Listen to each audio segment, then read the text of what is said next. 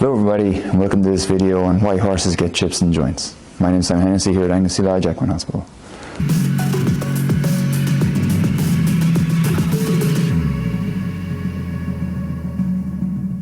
So chips in joints are usually small bone fragments that can occur due to trauma to the joint, either from an internal or an external force, resulting in a small fragment of bone that is knocked off, usually when the bone is still weak because it's developing.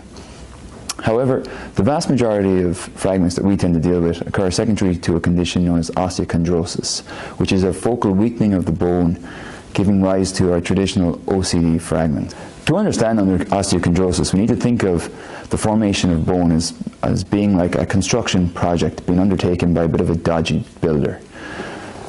So when you hire this dodgy builder to, say, create a footpath, for instance, he or she will come and lay down a foundation and then a scaffold to outline the shape that you want your footpath to take, for concrete then to be poured over and to create our structure. Bone acts in a similar sort of way. Before bone is formed, the outline of the bone is laid down by a cartilage scaffold.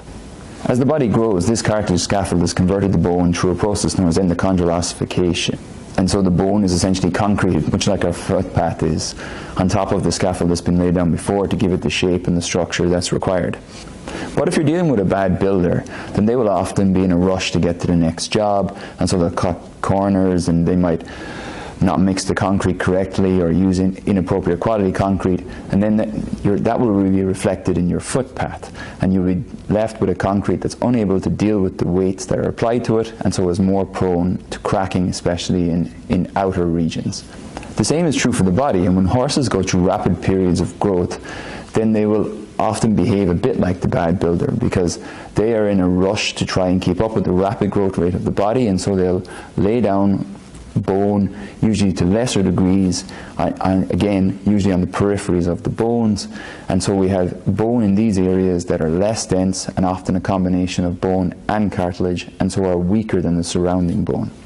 This means then when they come under the usual pressures that they will be expected to deal with during normal weight bearing, or if they're exposed to excessive loading due to excessive exercise, for instance, then these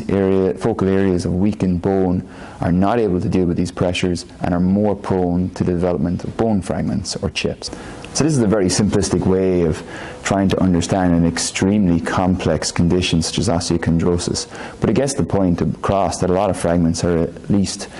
developed due to the inappropriate formation of bone, and then the following on exposure of this bone to excessive loading, and then that this inappropriate formation of bone can be related to rapid growth phases in horses, which can often be exacerbated by excessive nutrition, for instance, and always excessive loading. Osteochondrosis has been linked to other developmental conditions such as subchondral bone cysts, and while there is a genetic component that plays a large part in the development of osteochondrosis, management conditions are also a huge key part to it, especially related to excessive loading or excessive exercise, inappropriate nutrition, and management. And that's it. Join us next time. We're going to look at whether or not these fragments can be avoided or potentially even reattach. Talk to you then.